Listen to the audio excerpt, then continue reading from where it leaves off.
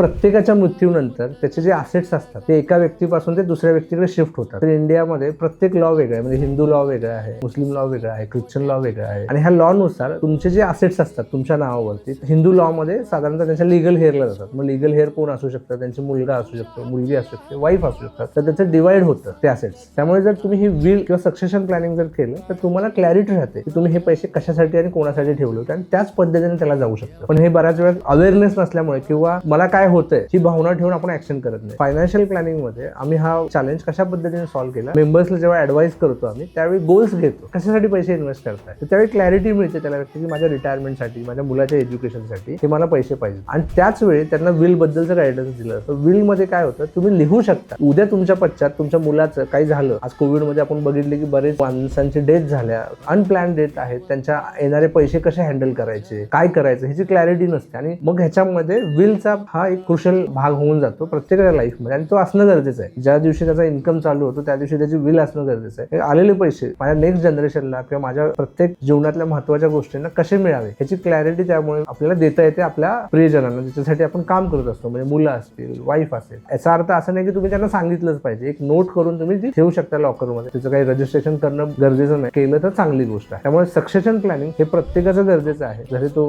कमी कमवत असेल किंवा जास्त असेट्स असतील.